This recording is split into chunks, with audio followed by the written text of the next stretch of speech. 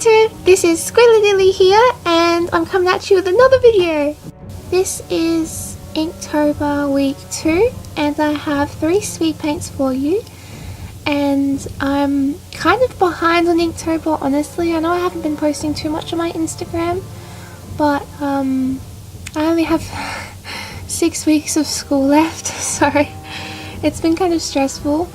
But I do plan to get 31 drawings by the end of Inktober, so I'll probably do a video encasing all of my drawings and showing all of the ones that I've done at the end of Inktober or a little bit after. So yeah, stay tuned for that. Oh, and my apologies for sounding a little bit slower than I usually do. I think I'm coming down with a cold or something. It's really cold here at the moment in my country, so I have a bit of a blocked nose and it's kind of a bit difficult to speak as fast as I do, but I hope I can get through this video. Okay, this speed paint is of my character, well, one of my characters. I don't really draw or mention my characters often, aside from more of my mascot character, a cavery, but this isn't him. This is another one that I don't really have a story for at the moment, but I was going for a very old gothic-y vintage look, like an old photograph, so I did want it to be more of a grayscale rather than just pure black and white. And I was using ink with this, and I also tried a bit of a new technique, at least for me. I'm not very used to it. It's watering down the ink to try and get that grayscale, and what I noticed was that the ink dried or seeped through rather the paper instantly. The moment I put it down, I couldn't lift it up or move it anyway, so it was it was different to work with. I really liked the effect that it gave. It gave it that very eerie and mysterious and old photograph kind of look I was going for, but also I had to layer it and layer it and layer it, and it did get a bit just a bit different to use. And he's a vampire, and I really have no background on him, but I've had him for just as long as I've had my other character, a cavery, so yeah, I kind of need to work on those stories. But his name is Kafora, and I wanted a very eerie, kind of lovesick look for him, with a bit of blood, you know, here and there, but also just that old photograph vintage look is really what I wanted.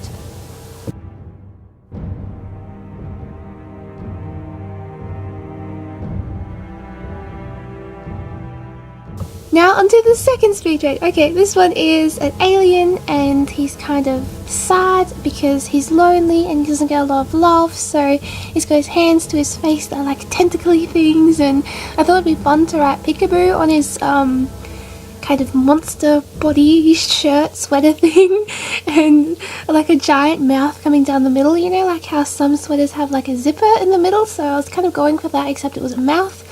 And you can see my lollies to the side because I was eating while I was doing this.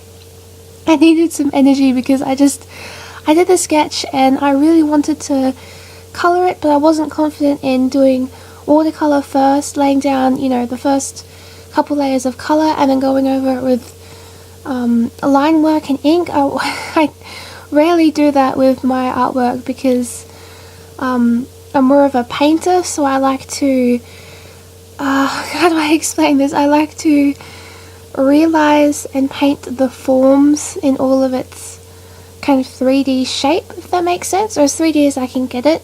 And with the line work, I feel like it traps my work. If I feel like it encaptures my work and it doesn't let it be I guess is free. I'm sorry, I'm not very good at explaining things, especially with this, I don't know, like this cold right now. So yeah, I tried to not paint too much with the watercolor. Like I tried to not create that 3D form shape as I was talking before too much with the watercolor, because I knew that I was going to go over it really heavily with ink. So that was a challenge that I had to kind of pull myself back from, and kind of had to limit myself and say, okay, I need to ink this. The ink has to be the main focus, not the colour or the shape of the artwork. It's the ink that draws your eye.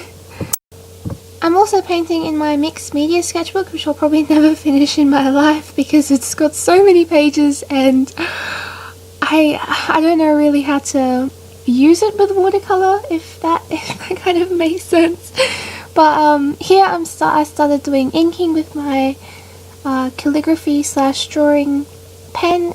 It was a very surreal experience doing this because it felt like adding the ink was erasing the colour, and when I was doing this I didn't like it, but afterwards and even now I am very happy with the outcome. I think it's what I wanted it to be and what I pictured it to be, and yeah, I hope that you guys like it because it took me how long did it take? I think it took me 2 hours to do, and I was going for more of a you know, along the themes of that creepy alien monster thing that is needing love and just wants a hug, but also I wanted it to be kind of a cliche horror feeling as well, so I tried to make the focus more on the eyes and the crazy hair, and then the peekaboo is just kind of like a little surprise. If you look at it a bit longer you can see it, and it's kind of like peekaboo.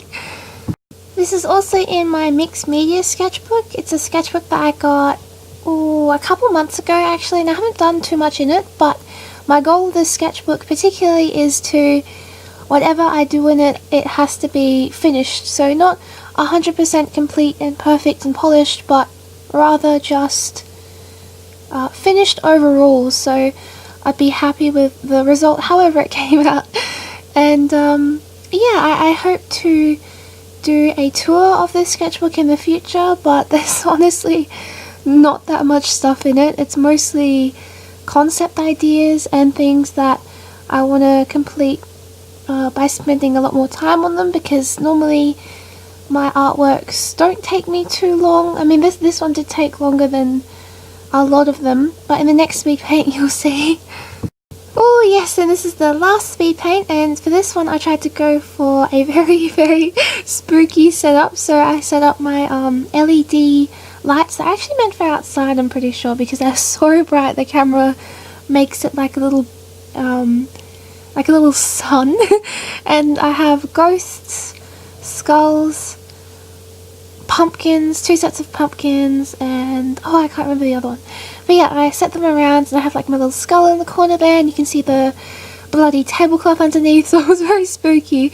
And I hope you can see it okay, because while I was doing this I'm kind of used to drawing, I guess, in the dark or with very limited light. I rather that actually, because it helps me focus more, honestly, but I ended up turning my lamp on because I was afraid that you couldn't actually see anything.